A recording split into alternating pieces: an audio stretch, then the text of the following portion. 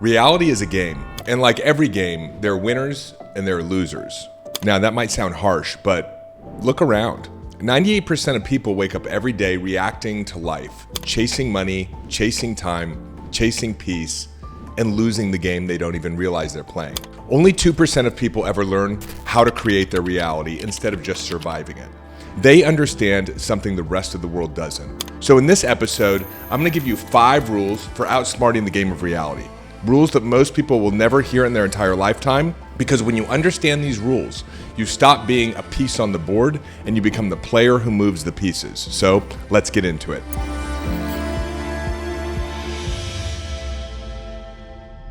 Most people are trapped in the third dimensional game where everything feels solid, fixed, and slow. But the ones who seem superhuman, the ones who attract opportunities, money, and timing that makes no logical sense, they're playing on the mental spiritual plane, the plane where reality is created, not chased. And I didn't always know that. There was a time when I was completely losing the game. It wasn't that long ago. I had 2 homes in foreclosure. I was addicted to drugs and alcohol. I woke up every day feeling trapped and having panic attacks like clockwork. But today, I built a $40 million business, spoken on stages around the world, and helped thousands of people transform their inner and outer worlds through our events, our courses, and our programs. The point is, reality is not random. It's rule-based. And once you understand the rules, you can outsmart them. No one has ever handed you the rule book. When you arrived on Earth, no one said, hey, here's how you actually win the game. Instead, you were taught that life's a struggle, that you have to fight for everything, hustle endlessly, and earn your worth through hard work and stress. But that's not how reality works. That's how you lose. So, starting off with the first rule. Reality is not physical, it's frequency in disguise. Now, this is something that's fundamental to understand. It goes all the way back to probably what your 6th grade science teacher taught you, that at the subatomic level, nothing is solid, nothing is stable.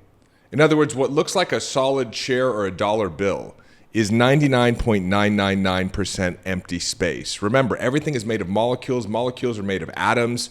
Atoms consist of a nucleus that has protons and neutrons and an electron that's orbiting around it, but most of it is space. And in fact, science has now proven that even the smallest particles, when you look closer and closer and closer of what those pieces of the atom are made of, those tiny components aren't really particles at all. They flicker between wave and form, depending on whether or not they're being observed. That means your attention is literally shaping the material world. When you're observing something, the field collapses into form. This goes back to an adage that says, if a tree falls in the woods, but there's no one there to see it, does it make a sound? Well, the physicist says, the quantum physicist, if a tree falls in the woods and there's no one there to see it, is there even a tree at all? Because what we've learned is that when you observe something, your presence actually collapses it into form. And when you withdraw attention, it returns to waveform possibilities. In other words, reality is coming in and out of form based on your presence, your awareness, your consciousness, and ultimately what you believe. You are the observer, the one that the universe waits on to decide what becomes real. Think about that. Every outcome exists in potential until consciousness looks at it. In other words, it's a blank canvas. Your life can be anything, but it will be something. And what it will become depends on who you're being and what you're believing and thinking in that moment.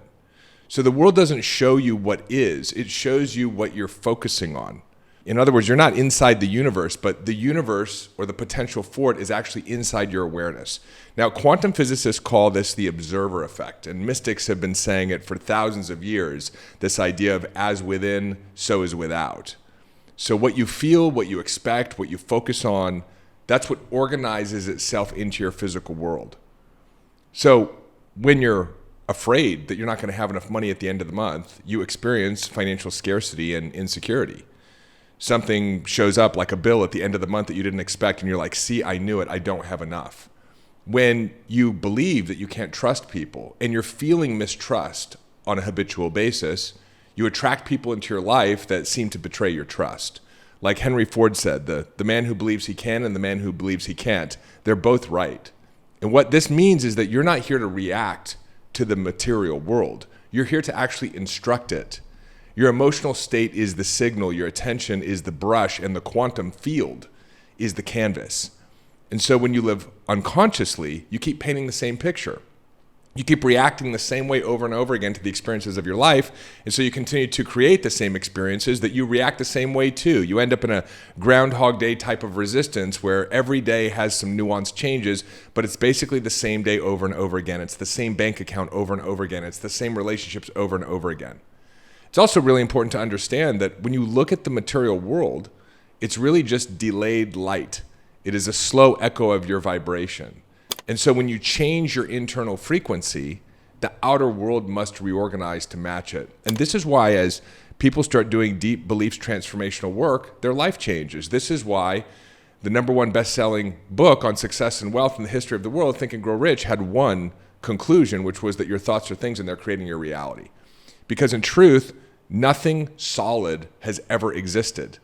Only information that is vibrating fast enough to look real. You know, you think about those old movie projectors. They would go from scene to scene to scene to scene to scene, and when you'd play them very, very quickly, it would look like the screen was moving. That's very much how reality functions. It's just information that is vibrating fast enough to actually look real. And once you understand this, you stop trying to push reality with force. That's like going up to the movie screen and trying to change the movie. And instead, you start creating it and changing it with your frequency. That's you stepping back and becoming the projector of your own reality. Rule number 2, your brain doesn't detect reality, it creates it. So this is really interesting, and science confirms it. The brain doesn't actually create reality, it just creates illusions of reality. Donald Hoffman calls this the interface theory of perception. He says it's like icons on a computer desktop. When you log on to your computer, you're able to play with the icons, but that's just a projection of the underlying code. And so we don't see the underlying code of reality. All we see is the finished product that projects itself, again, onto the screen. You can almost think about it as reality is a 360-degree almost fabric of a movie screen that is projecting based on your habit of thought and habit of emotion or your vibration. And the way your brain works, memory and imagination share the same neural circuits. And so that means the brain literally can't tell the difference between what's remembered, what's imagined, or what's real. So what you believe over and over again starts to become neurologically true. You start to imprint it upon your brain. It literally becomes your nervous system, and so that projects itself into your reality. And it starts to filter the way that you experience life. So if you believe that money is hard to make, you will miss money-making opportunities and only pay attention to those experiences or data points around you that prove the theory that you have to be true. And so your beliefs don't just shape what you notice, they also shape what you allow yourself to experience. And the mind will delete any evidence that doesn't fit the story that you've been telling. You know, neuroscience tells us that only about 12% of everything that you experience becomes part of your conscious awareness. 88% goes back into the database. And if it's not in alignment with your predominant theory, meaning your beliefs about life, your beliefs about yourself, your beliefs about money, it effectively gets deleted. So if your story is, I'm not enough, you'll keep meeting life and experiences in life that prove that theory out to you. People will be unkind to you. You won't be able to achieve the success that you want. Your marketing campaign won't work. You'll lose your job. So that you can experience, I'm not enough. Remember, life is a mirror. And behavioral psychology proves this too. Basically says that whatever it is that you believe, you experience as an emotion on a moment-by-moment basis. Your emotions determine what actions you do or do not take, and your actions produce results. And those results, 100% of the time, will reinforce the belief that started the process in the first place. So oftentimes we have an experience in our life that we believe is causing us to believe a certain thing or think a certain thing or feel a certain thing. But what's actually true is the belief was there in the first place. This is not a question of which came first, the chicken or the egg. Your beliefs are creating your reality. And in metaphysical terms, thoughts are things. So every belief and every thought that you have emits a frequency that interacts with the field of consciousness.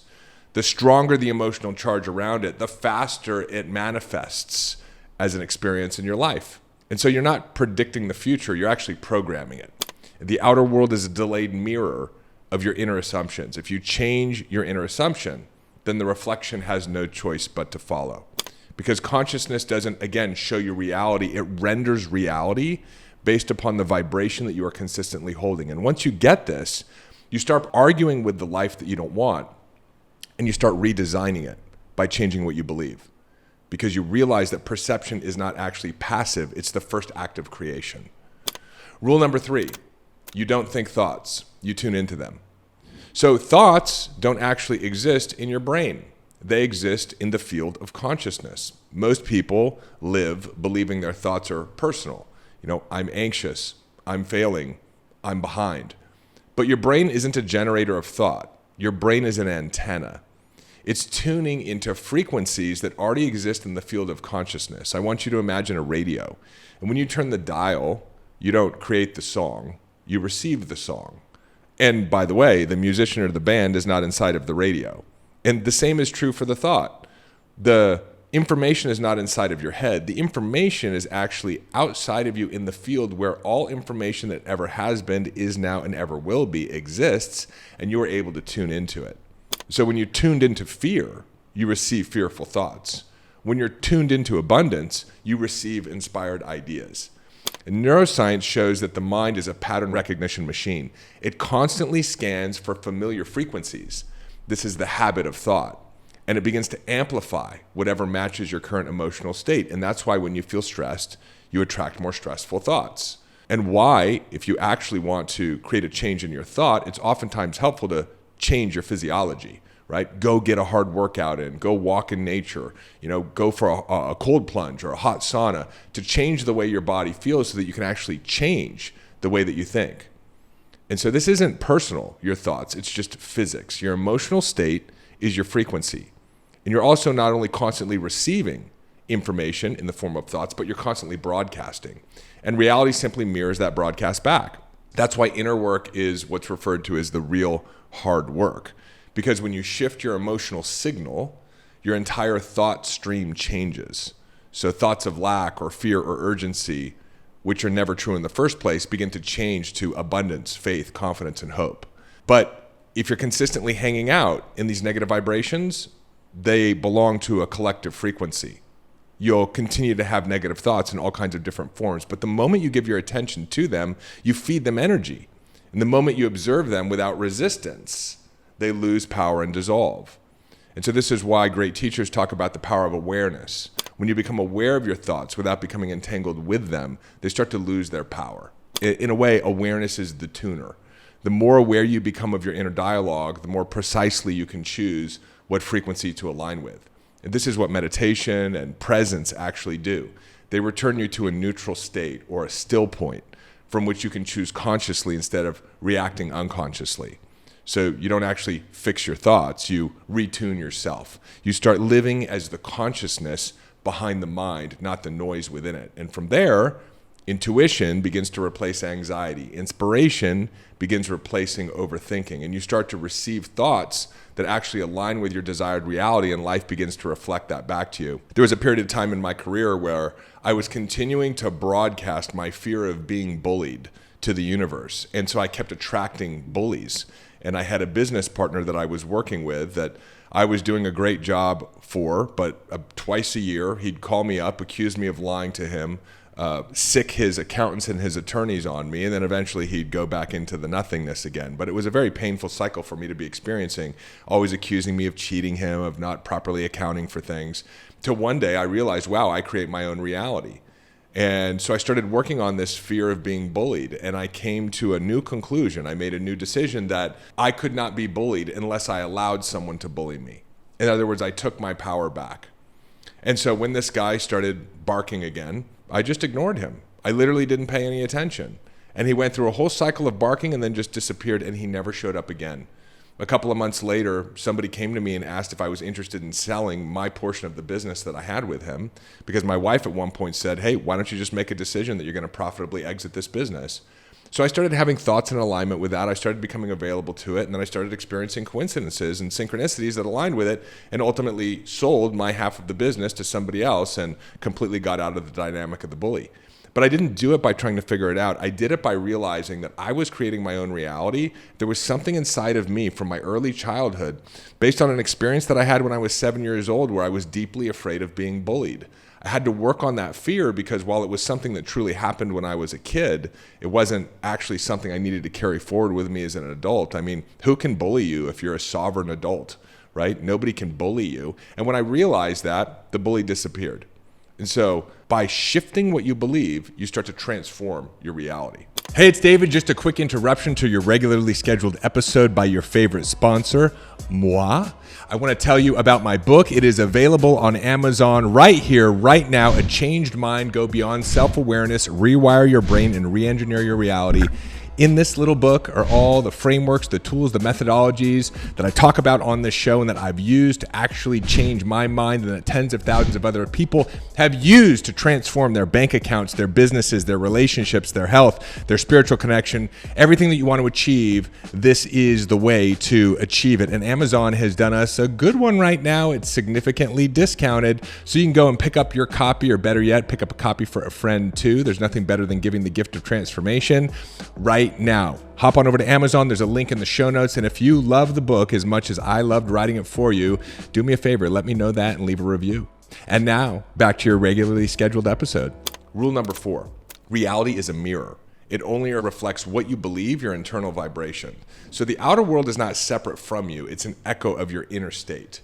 Every emotion, every belief, every assumption becomes the lens through which the world reflects itself back. We have this conversation a lot with entrepreneurs where I basically say, look, the balance of your business is the balance of your thoughts.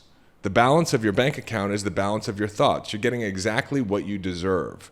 So you have a lens through which you're viewing reality right now, and it's mirroring it back to you. Change the lens, and the reflection must also change. This is the law. And this is one of the beautiful things about life, is that it's consistent.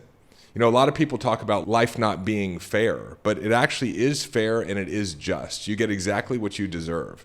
Now, we could move into some larger conversations around, but what about people who experience things, children, tragedies, war-torn areas of the world?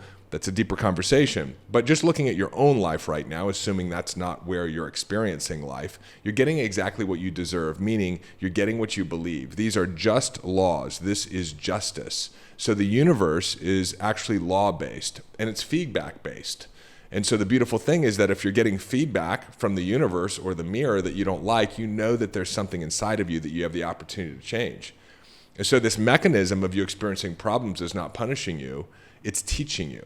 It shows you exactly where you're vibrating, not to shame you, but to awaken you and give you an opportunity to achieve your full potential. When you hold the vibration of fear or scarcity or doubt, life mirrors that signal through delay, resistance, conflict. Not because life is cruel, but because it's accurate. And this is really important to understand. This is actually where your power is, because when you shift your internal state, your outer state begins to reorganize. Opportunities show up that weren't visible before. Relationships begin to reorganize themselves. Momentum starts to build, and now you have evidence to support these new belief systems. You start to make a little bit of money, so you become available to making more money. Your relationship shows some improvement, so now you're available for it to show a lot of improvement. And this is achieved because you've stopped trying to fix the reflection, and you've started transforming the source, which is you. So this is actually a self-perfecting system. You are part of a self-perfecting and self-organizing system. And ultimately, you get what you want, but you also get what you fear. And again, not as punishment, but as a mirror, revealing where your frequency, your thoughts, your emotions still need realignment. Because the universe knows where you want to go. And if you want to ultimately become the person who achieves the vision you have for your life, there's growth that's required. And this is how the system of growth functions. It reveals to you your character defects and your vulnerabilities, so you have an opportunity to improve them. So a lot of times we look and we think other people have all the luck, and we go, well, you know, that person's not even a nice person. They're making a lot of money. But the universe is not really looking at whether someone is nice or not. That person will experience consequences of their bad behavior. But in the area of money, they might have a really clean consciousness. And so they will have financial prosperity and abundance, despite the fact that they have character defects in other areas. It doesn't play favorites. It plays frequencies. So whatever you broadcast, it returns to you in high fidelity. So once you understand that, you stop fighting the game. You know, there's a lot of things that I see in the world today that I want to see changed. But I know that my job is to actually withdraw my attention from those things that I don't like and direct my attention to creating, for example, new systems, new companies, new opportunities, changes that I desire. And I realize that everything that I want to create in the world is a byproduct of me seeing things in the world that I don't like. But the challenge is most people don't understand how these laws or these rules work, and so we become addicted to paying attention to the thing that we don't like, or we feed or fuel even more energy into it by trying to resist it. But that's playing the third dimensional game. The way that you actually change your reality is to stop fighting the third dimensional screen and start doing the inner work. Because when you do, you begin to see reality as a living mirror, one that is always inviting you to evolve. And when you finally take responsibility for your reflection, you unlock your greatest creative power, which is alignment. You start living in alignment with the reality that you're creating. You start experiencing more joy, more happiness, more calm, more peace. And the reward or the byproduct for that is creating more of what you want. Rule number 5, decide, don't hope. So I've done a lot of different episodes on the power of decision. Decision is a command. You decide something. If you look at the Latin, it's decidere. It means to cut off all else other than what you have decided. Decision is a conviction. And if you actually look at a lot of the powerful stories in Scripture, in particular in the Bible, they're decisions. The Bible actually starts out with a very clear decision. Let there be light. It is a command. When you decide, you collapse the infinite possibilities that could be into one clear possibility that is. So the universe responds to decisions like a magnet. And I'm not talking about your decisions to do things. I'm talking about your decisions about things, right? Your decision that life is always working for your greatest growth, your greatest prosperity, and your greatest evolution. Your decision that things are getting better in your life. Your decisions that you are worthy of financial abundance. Your decision that you have enough time to get the things done, and those things that do not get done can be turned over to tomorrow. Your decision that people are kind to you, that you can trust people, and that living in collaboration with others is the way of life that you choose. These are decisions about life, not decisions to do. You can make a decision to make $1 million, but if your decision about money is that it's scarce, it's going to be really difficult to make that $1 million. So decisions are really powerful. They are the one force that starts to reshape and reorganize or sculpt your reality. So reality will reorganize around your decisions. And when you hope something, or you want something, if you really look at it, inside of hoping or wanting is doubt. There's resistance. Every time you hope for something, you send a mixed frequency. It's a wobble of deciding and doubting that creates delay, that creates resistance in whatever it is that you're wanting to change. But a decision is absolute. A decision is whole. When you decide, it is with conviction, and you no longer need the outcome. You've already claimed it internally. You're now living in an anticipation and an expectation that you don't know how, you don't know when, but you know that the result already exists, and you're just waiting for it to form out of the field of possibilities into a material reality. And that inner certainty begins to draw external proof. Evidence has to show up. Life starts showing up for you, because you've stopped negotiating with it, hoping with it, doubting with it. And if you look at a lot of the hustle culture today and forcing it and believing you need to work hard or find the perfect solution or the perfect person to try to solve your problem, that's all coming from fear. Flow comes from faith. And when you move from decision, your actions are automatic. And that doesn't mean that we don't put in a good day's work. It doesn't mean that sometimes we don't work long nights. We're taking action, but it's inspired action, and it's coming from a place of inevitability. I love what Arnold Schwarzenegger said in his Netflix film. He had a 3-part series. He said, people would see me at the gym, doing another 600-pound squat or 400-pound bench press, and I would have a smile on my face. And people would say, why do you have a smile on your face? And he said, because I've made a decision. I've made a decision that I'm going to become Mr. Olympia. And I know that it is an inevitability. And so every squat I do, every bench press I do, I'm one more rep closer to my goal. The challenge or the problem is not that we need to put in effort or work. It's that we're doubting whether or not the work is going to work. But when you've decided, because you know how reality works and you understand these laws and you've claimed what's yours, now it's just a matter of time. It's just a matter of steps. And now you can enjoy the journey forward even during those challenging times because you know your outcome is an inevitability. Doubt is the enemy. Fear is the enemy. And force is a byproduct of the doubt and the fear. Flow is the movement of a consciousness that already knows it's done. So decisions not only collapse the resistance inside of you into a conviction, decisions collapse the potential around you into the path. So the moment you decide, the path begins to reveal itself. And you say, but Dave, how can I have that level of conviction? Well, you start living according to these principles, and reality will give you a feedback that will help you build faith in the fact that this is truly how it works. That you are a powerful creator and you are creating your own reality. You'll notice as you make new decisions and as you work these principles that people, opportunities, and synchronicities start to appear in ways that logic can't predict. You become a miracle maker in your own life. And the only explanation that you have is, wow, this is how reality actually functions. This is the playbook that nobody taught me. I had just been playing according to the bad rules of life. And as you build that conviction inside of you, now your job is to dream, envision, listen, and then move naturally with whatever shows up. You don't fight reality, you surf it. Do I play this game perfectly? No. I was sharing with my community on a group call the other day that the last 3 or 4 days I was spending in a tremendous amount of suffering and resistance. But I understand the game. We're always going to get lost in it. And every time we do, it's an opportunity for us to strengthen the way that we play the game.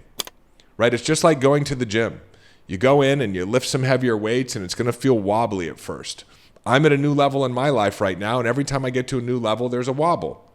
But then I reorganize and I strengthen myself because I understand that these are the principles that govern reality. So when you decide, you set the wave in motion.